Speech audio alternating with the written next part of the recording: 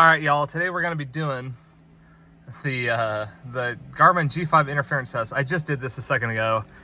The engine's not on. I probably need to redo this test with the engine on, but I'll have to do that later. I'm kind of pressed for time. So the first thing I'm gonna do is I'm gonna turn off the G5, and I'm connected to external batteries, so I mean like a little trickle charger. So who knows? So anyway, I'm gonna press and hold in the little button here, the knob. Press and hold it while I turn it on.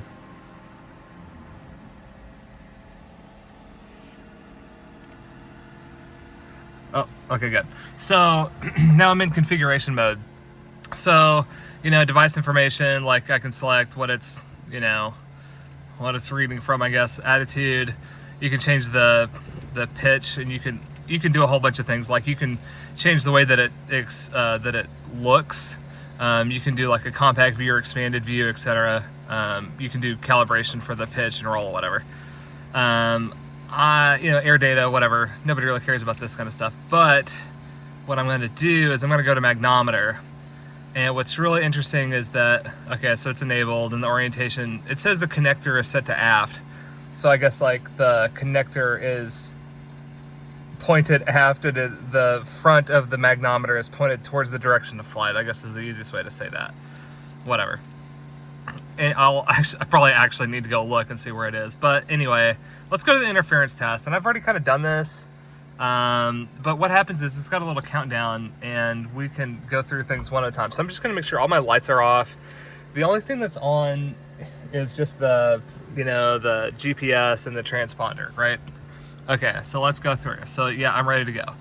So let's do a detailed test sequence. And there's one in the G5 manual for this, but I've kind of read through it. So let's see. So start. So the first 10 seconds, I'm going to do nothing, like literally nothing. And you can see that the magnetic deviation is going up to like maybe 7 at the most, 9, 10. Here comes fuel pump. Okay, and then look at the magnetic deviation. We do everything for about 10 seconds. Okay, here's landing light. Just put the landing light on.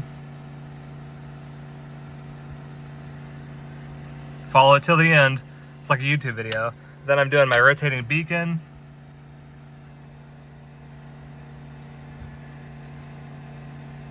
Nine, 10. Here comes pitot heat. Okay. So here comes panel lights down at the bottom.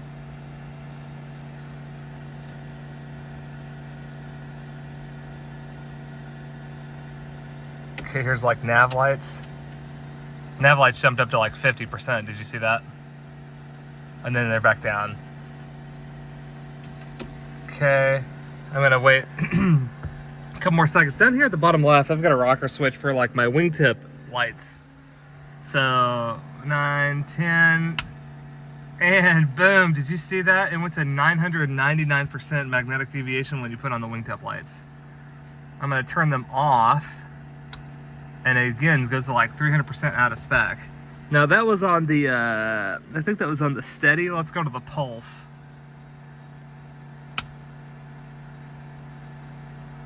Yep, you can kind of see that it's lighting up the side of the hanger there. I'm gonna go back to off. Okay, so something's going off in the wingtip wiring. Last thing I'm gonna do is I'm gonna do strobes here. Let's do strobes, 3, 2, 1. Woo! So every time it strobes, it goes to 100, I don't know, I'll have to slow it down later, 150% out of spec or something like that. Keep it on for 9 seconds.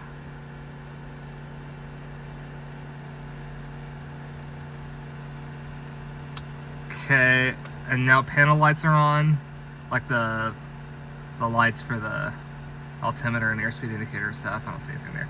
So something's going on with the wingtip lights and the strobes that are making this thing way out of spec.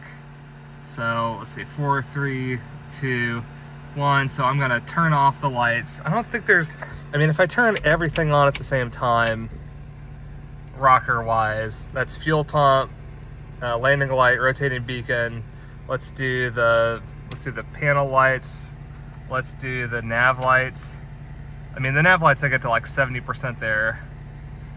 And then if I do the wingtip LED, or the wingtip just lights, they're not LEDs, that goes way out of spec for a second anyway. And if I do the strobes, it constantly is going out of spec. Okay, let's turn all this off. And let's see what the results of the test say. Uh-oh, the worst fail was 999% of the limit at 3 minutes and 5 seconds. That ain't good.